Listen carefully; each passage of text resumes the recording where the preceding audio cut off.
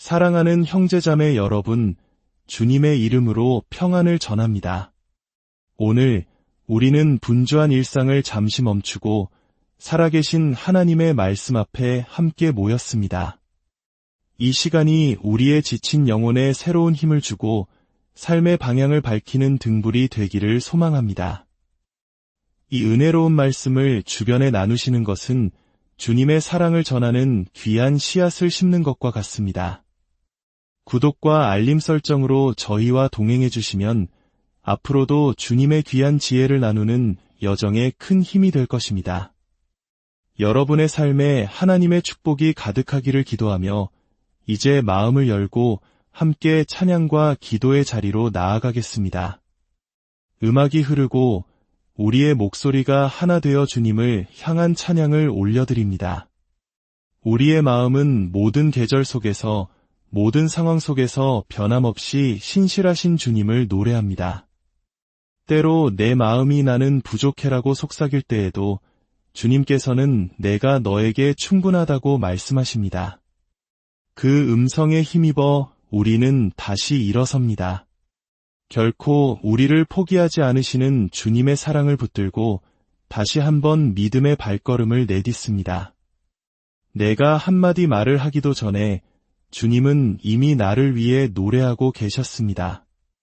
내가 첫 숨을 쉬기도 전에 주님은 당신의 생명을 내게 불어넣어 주셨습니다.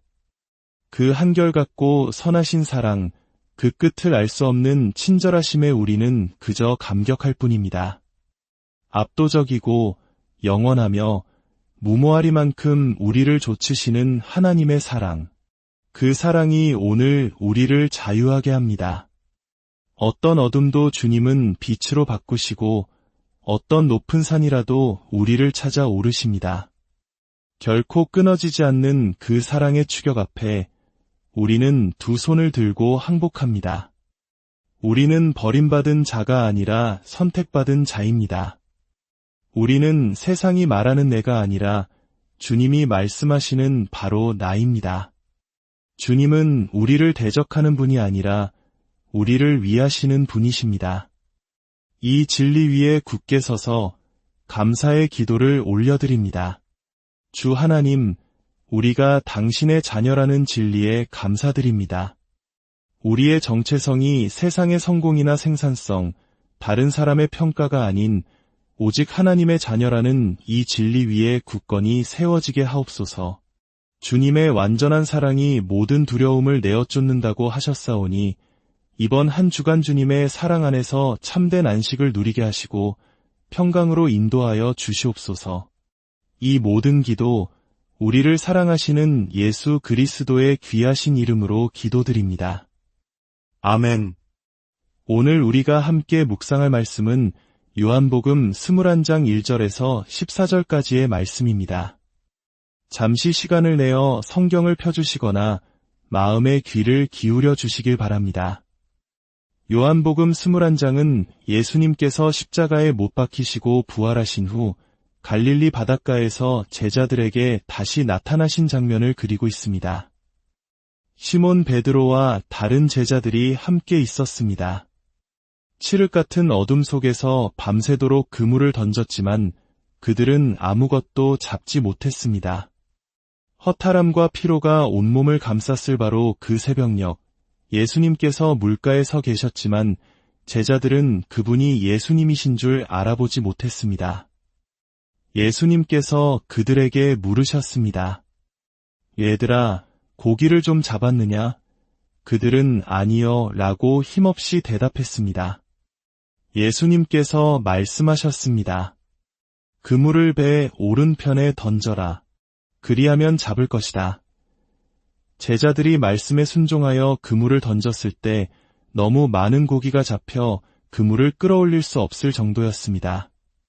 그제야 요한이 베드로에게 말했습니다. 주님이시다. 주님이라는 말을 듣자마자 성급한 베드로는 겉옷을 두른 채 바다로 뛰어내렸습니다. 무대에 올라와 보니 숯불이 피워져 있고 그 위에 생선이 놓여 있었으며 빵도 있었습니다. 예수님께서 말씀하셨습니다. 와서 아침을 먹어라. 아무도 감히 누구십니까? 라고 묻는 제자가 없었습니다. 그들은 주님이신 줄 알았기 때문입니다. 예수님께서는 빵과 생선을 가져다가 그들에게 나누어 주셨습니다. 이것은 예수님께서 죽은 자 가운데서 살아나신 후에 세 번째로 제자들에게 나타나신 것이었습니다. 사랑하는 성도 여러분, 이 이야기는 단순히 고기를 많이 잡은 기적에 대한 이야기가 아닙니다. 이 이야기 속에는 우리의 신앙 여정, 특히 깊은 좌절과 탈진을 경험할 때 붙들어야 할 중요한 진리들이 담겨 있습니다. 때로 우리의 삶도 제자들의 밤샘 조업과 같을 때가 있습니다. 최선을 다해 노력하고 가진 모든 지식과 경험을 동원해 그물을 던지지만 빈 그물만 거두어들이는 듯한 허무함에 사로잡히는 순간들 말입니다. 베드로가 나는 고기 잡으러 가겠다고 말했을 때 그것은 단순히 취미 활동을 하러 가겠다는 뜻이 아니었습니다. 많은 성서학자들은 이 말이 나는 이제 모든 것을 끝내고 예수님을 만나기 전의 삶으로 돌아가겠다는 깊은 좌절과 포기의 선언이었다고 해석합니다. 아마 우리에게도 익숙한 감정일 것입니다. 예수님을 따르는 길은 세상에서 가장 위대한 여정임에 틀림없지만 동시에 그 길에는 대가가 따릅니다. 때로는 너무 지치고 내가 무엇을 하고 있는지 알 수 없고 이건 내가 생각했던 길이 아닌데라는 회의감이 밀려올 때 우리도 베드로처럼 익숙했던 과거로 돌아가고 싶은 유혹을 느낍니다. 바로 그런 우리에게 오늘 본문은 5가지 귀한 교훈을 전해줍니다. 첫째, 가장 중요하고 근본적인 진리입니다. 예수님은 살아계십니다. 부활하신 주님을 직접 만났던 제자들조차 낙심하여 옛 삶으로 돌아가려 했습니다. 영적인 큰 기쁨을 경험한 후에도 현실의 벽 앞에서 무너지는 것이 바로 우리 인간의 연약함입니다. 우리 중 누구도 완벽하지 않으며 모든 것을 감당할 수 있는 믿음을 가진 사람은 없습니다. 그렇기에 우리는 지치고 고갈될 때마다 이 근본적인 진리로 돌아가야 합니다. 예수님은 살아계십니다. 무덤은 비어 있습니다. 그분은 위대한 스승이나 혁명가에 그치는 분이 아니라 만물의 주관자이시며 지금도 살아 역사하시는 하나님이십니다. 이것이 우리의 소망의 근거입니다. 둘째, 우리는 명확함이 아닌 주님의 함께하심을 구해야 합니다. 제자들이 낙심한 이유는 무엇일까요? 부활하신 주님은 모든 민족을 제자로 삼으라는 위대한 비전을 주셨지만 어떻게 해야 할지에 대한 구체적인 방법은 알려주시지 않았습니다. 비전은 가슴 벅차지만 현실은 막막했던 것입니다. 우리 역시 삶의 모든 단계에 대한 명확한 청사진을 원합니다. 우리는 통제력을 갈망합니다.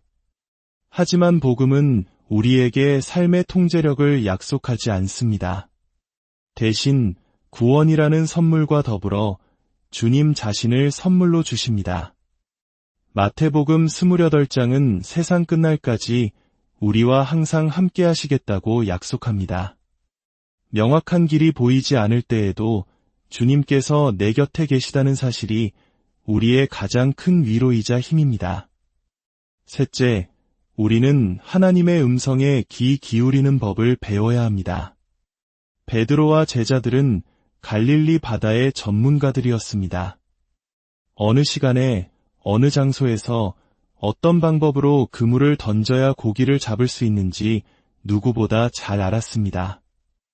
그러나 그들의 전문 지식은 그날 밤 아무런 소용이 없었습니다.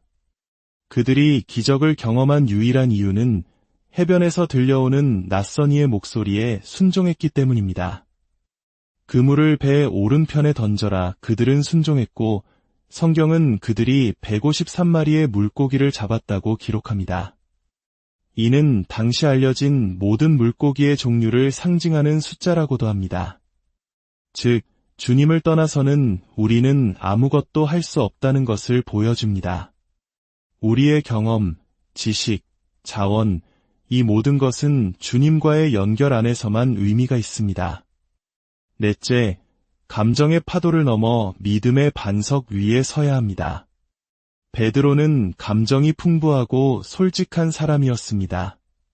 절대로 주님을 부인하지 않겠다고 호언장담했다가 3번이나 부인했고 칼을 빼들어 병사의 귀를 자르기도 했습니다. 감정은 하나님이 주신 소중한 선물이지만 우리의 믿음이 감정에 의해 좌우되어서는 안 됩니다. 감정은 상황에 따라 파도처럼 흔들립니다. 만약 우리가 감정만을 따라 신앙생활을 한다면 우리는 갈대처럼 이리저리 흔들릴 수밖에 없습니다. 우리의 감정을 소중히 여기되 우리의 믿음은 감정이 아닌 반석이신 예수 그리스도 이에 굳건히 세워져야 합니다. 마지막 5째, 모든 것을 덮는 은혜입니다.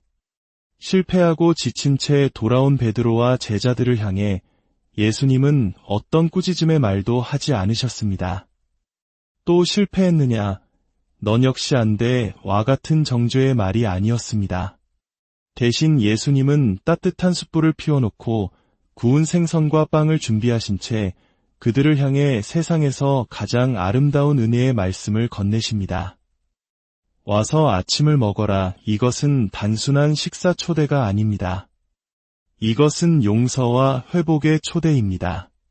주님은 그들의 허기진 배뿐만 아니라 상처받고 지친 영혼을 먹이셨습니다. 그리고 이 아침 식사를 통해 주님은 그들을 다시 일으켜 세우시고 내 양을 먹이라는 새로운 사명으로 다시 파송하십니다. 사랑하는 형제자매 여러분, 오늘 이 말씀이 바로 당신을 향한 주님의 초대입니다. 예수님은 당신을 사랑하십니다. 당신의 실패와 연약함을 모두 아십니다. 그리고 오늘 당신을 먹이시고 위로하시고 축복하기를 원하십니다. 하지만 거기서 그치지 않으십니다. 주님은 당신을 회복시키신 후 당신을 통해 이루실 놀라운 계획이 있음을 상기시켜 주십니다. 하나님은 아직 당신을 향한 계획을 끝내지 않으셨습니다. 지금 이 음성을 듣고 있는 모든 분에게 말씀드립니다. 하나님은 당신의 삶을, 당신의 가정을, 당신의 관계를 포기하지 않으셨습니다. 그리고 이 땅의 교회를 향한 계획도 아직 끝나지 않았습니다. 어려운 시기일수록 우리는 안으로 움츠러들거나 수치심 속에 숨고 싶은 유혹을 받습니다. 그러나 주님은 우리에게 말씀하십니다. 내 양을 먹이라. 복음을 가르치고 복음으로 살며 온 세상에 복음을 전파하라. 이 시간 함께 기도하겠습니다. 거룩하신 아버지 하나님, 오늘 말씀을 통해 실패와 좌절의 자리에 있는 우리를 찾아오시는 주님의 따뜻한 은혜를 경험하게 하시니 감사합니다. 포기하고 싶고 모든 것을 내려놓고 과거로 돌아가고 싶은 순간마다 와서 아침을 먹으라고 말씀하시는 주님의 음성을 듣게 하옵소서. 우리를 정죄하지 않으시고 따뜻한 숯불과 아침 식사로 우리를 회복시키시는 그 사랑에 의지하여 다시 일어서게 하옵소서. 주님, 하나님은 아직 우리를 끝내지 않으셨음을 믿습니다. 우리를 회복시키실 뿐만 아니라 우리를 통해 주님의 위대한 일을 이루실 것을 믿습니다. 우리에게 새로운 사명을 주시고 주님의 양들을 먹이는 거룩한 도구로 사용하여 주시옵소서. 지금 당신이 어떤 실패와 좌절 속에 있든 주님은 당신을 포기하지 않으십니다.